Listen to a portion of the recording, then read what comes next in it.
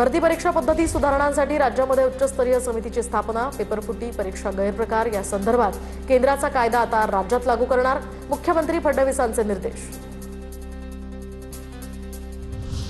उपमुख्यमंत्री एकनाथ शिंदे आणि एफडीएचे आयुक्त तुकाराम मुंढेंमध्ये बैठक, तर दूध आणि दुग्धजन्य पदार्थातील भेसळीवर कारवाई करा, भेसळखोरांवर मकोका अंतर्गत गुन्हा दाखल करा, शिंदेंचे तुकाराम मुंढेंना निर्देश।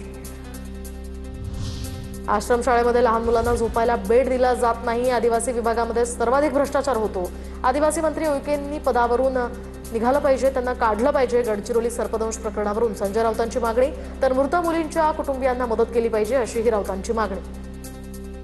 सर्पदंशाने 3 मुली गेल्या, 2 मुली गंभीर आहेत। काय सरकारने त्यांना मदत केली त्याच्या कुटुंबियांना मला माहित नाही। एरवी तुम्ही देताना दंगलीमध्ये मेलेल्यांना, मारलेल्यांना देता, या मुलांनाही द्या, त्यांच्या पालकांना द्या। त्या खात्याचा जो मंत्री आहे त्याला बडतर्फ करा। विद्यार्थ्यांसाठी बेड नसलेल्या सर्व आश्रमशाळांना नोटीस बजावणार, गडचिरोली सर्पदंश प्रकरणानंतर आदिवासी विकास विभागाचा हा निर्णय। सर्पदंश झाल्यावर काय करावं या संदर्भात अधीक्षक मुख्याध्यापकांना प्रशिक्षण देणार। गडचिरोलीतील सर्पदंश झालेल्या विद्यार्थिनीची मंत्री अशोक उईकेंकडून विचारपूस, मुख्यमंत्री फडणवीसांच्या निर्देशांनुसार आश्रमशाळेतील कार्यवाहीचा आढावा, या प्रकरणी 3घांवर गुन्हा दाखल।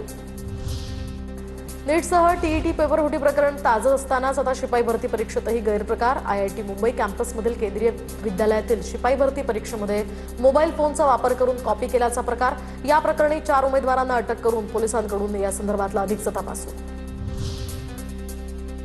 नाशिकच्या खड्ड्यांसंदर्भात मुख्यमंत्री फडणवीस पुन्हा झाडाझडती घेणार, 14 ऑगस्टला मुख्यमंत्री कुंभमेळा कामांचा आढावा घेणार, रस्त्यांची दुरावस्था आणि संथ गतीच्या कामांवर मुख्यमंत्र्यांचं पुन्हा लक्ष।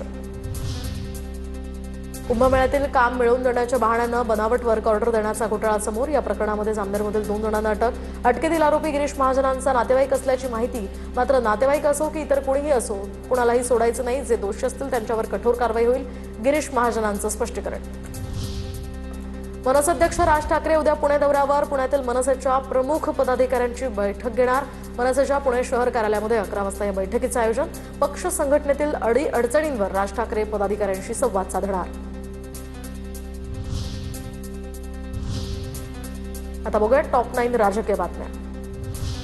सहकारातील गुन्हेगारी प्रवृत्ती वेळीच रोखा, जयंत पाटलांचा गोपीचंद पडळकरांवर अप्रत्यक्ष निशाणा। गोपीचंद पडळकर जिल्हा बँकेची निवडणूक लढवण्याच्या तयारीत असल्याच्या पार्श्वभूमीवर जयंत पाटलांचं विधान। बावनकुळेंनी चौकशा केल्या तर सर्वांना नील सर्टिफिकेट मिळेल, बावनकुळेच ओरिजिनल न्यायाधीश होऊ शकतात। जरांगेंचं पुन्हा एकदा टीकास्त्र, तर शेवटचं आंदोलन अंतर्वालीतच होणार, पण मराठे मुंबईमध्ये घुसण्याची दाट शक्यता, जरांगेंचा सरकारला इशारा। मनोज जरांगे सरकारपेक्षा मोठे झाले का, त्यांच्या धमक्यांना आम्ही घाबरणार नाही, आरक्षणाच्या मुद्द्यावरून लक्ष्मण हाके आक्रमक। मागील 3 वर्षात राज्यामध्ये ओबीसी प्रवर्गातील 22,20,000 जात प्रमाणपत्र महसूल विभागाकडून वितरित। संदीप शिंदे समिती स्थापन झाल्यापासून 2023 ते 2026 या काळामध्ये प्रमाणपत्र वितरित। ठेकेदारांसाठी नवा रेटिंग फॉर्म्युला, तर कंत्राट मिळालं की आता कामगिरी ही दाखवावी लागणार, खराब कामगिरी राहिली तर पुढचं काम मिळणार नाही। रेड श्रेणीमध्ये झळकणारे ठेकेदार निविदा प्रक्रियेतनं अपात्र ठरणार, राज्य सरकारचा महत्त्वाचा निर्णय। काँग्रेसचे माजी आमदार राहुल बोंद्रे भाजपच्या वाटेवर, राहुल बोंद्रेंचा भाजपात पक्षप्रवेश होण्याची शक्यता, तर भाजप आमदार श्वेता महालेंच्या संमतीनंच पक्षप्रवेश ठरल्याची माहिती। राहुल बोंद्रेंवर बनावट कागदपत्रांच्या आधारे फसवणुकीचे 3 गुन्हे दाखल। तर काँग्रेसचे प्रदेश अध्यक्ष हर्षवर्धन सपकाळ दिल्ली दौऱ्यावर, महाराष्ट्रातील काँग्रेस खासदारांसोबत सपकाळांची बैठक, राज्यातील विविध प्रश्नांवर या बैठकीत चर्चा। येत्या 15 ऑगस्टला नाशिकमध्ये गिरीश महाजन ध्वजारोहण करणार, तर रायगडमध्ये मंत्री भरत गोगावले ध्वजारोहण करणार। दोन्ही जिल्ह्यांची पालकमंत्री पदाची अधिकृत घोषणा अजूनही झालेली नाहीये।